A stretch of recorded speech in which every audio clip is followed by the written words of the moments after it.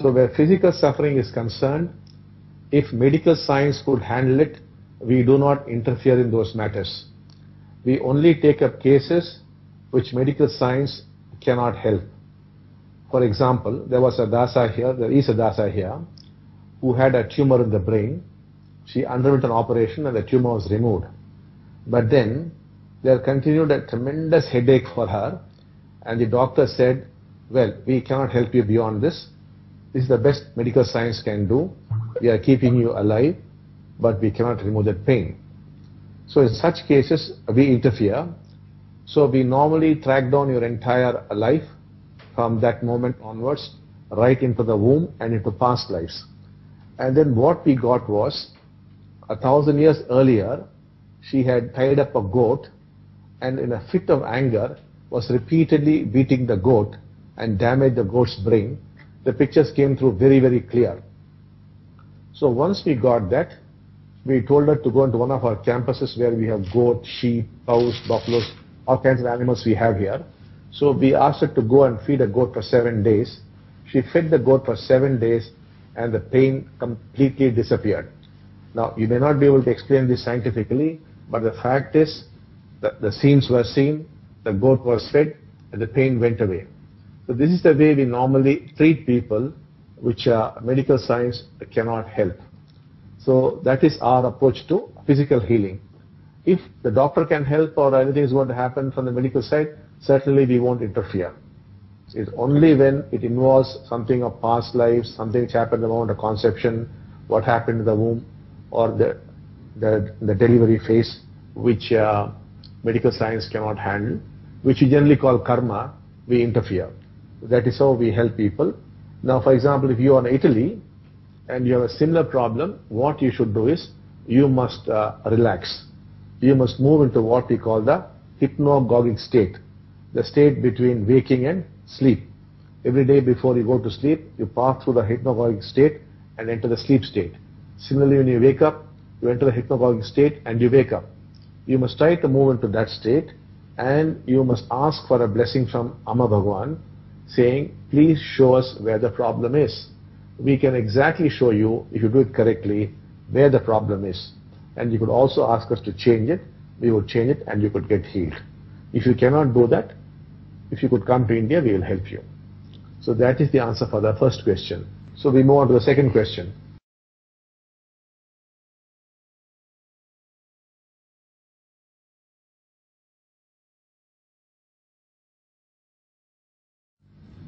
See, what we are doing is, it's not that your conscious level has to rise, rather you are becoming a conduit. You are being connected to the divine source. The divine source is your own higher self. When the connection is made, then the Diksha flows through you. Now, we are able to do it in 2 days because the phenomenon has grown very powerfully and it is growing by the day, by the week, by the month. It is becoming more and more powerful. In fact, we could have done this even earlier, but for certain reasons and certain things, certain events, we could not do this. Had we done it earlier, today we would all be in a much better state. But it could not be done. But better late than never. And now today we are in a position, remember what Padmasambhava said. Padmasambhava was the great Buddhist teacher who took Buddhism from India to Tibet. And he had said, when the iron bird flies in the air, people will be awakened in less than 3 minutes.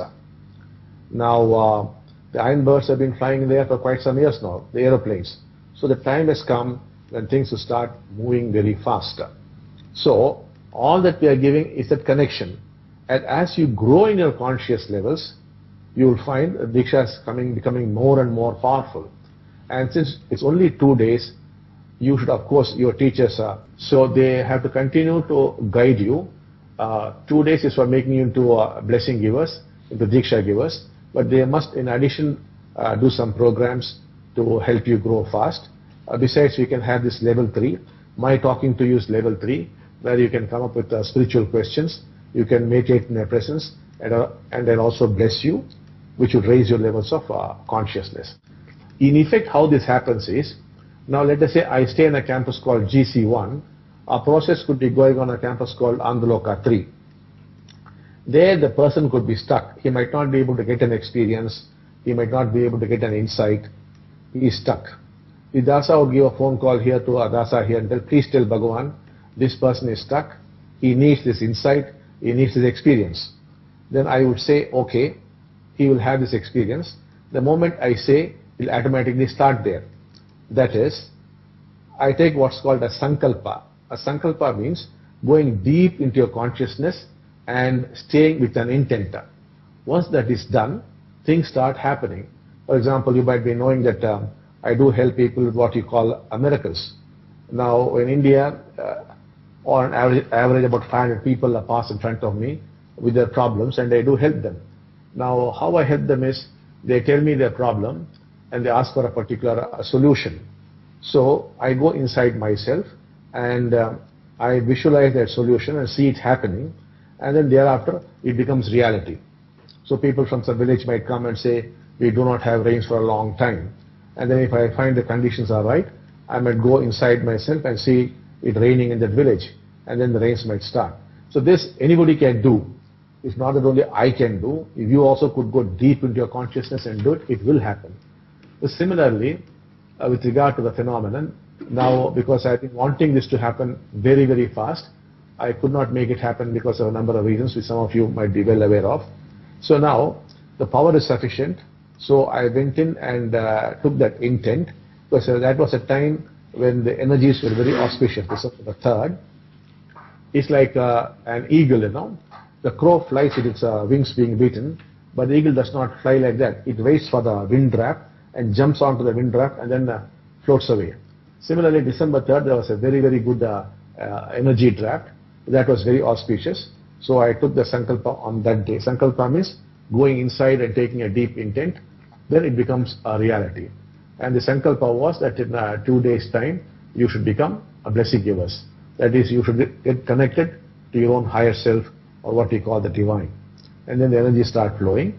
Of course, to give more powerful Dikshas, you must go into better human beings, into human beings who have no conflict. All that growth must happen. And I'll also be helping you.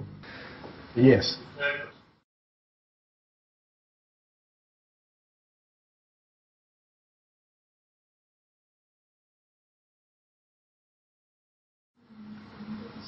The whole process of spiritual growth is confronting oneself. If you do not confront yourself, you are not going to grow. It's only when you confront yourself, you know who you are. And unless you know who you are, you cannot accept yourself. And if you cannot accept yourself, you cannot love yourself. And if you cannot love yourself, you're not going to love the other. And all spiritual growth stops. So in this case, you should not follow your natural tendencies. You have to learn to confront the darker side of yourself. You're trying to avoid the darker side of yourself.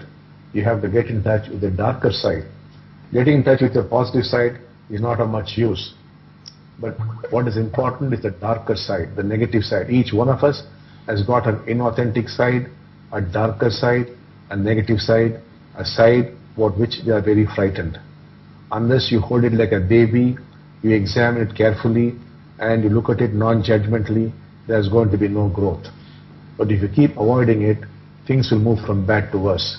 Your life could very well become miserable.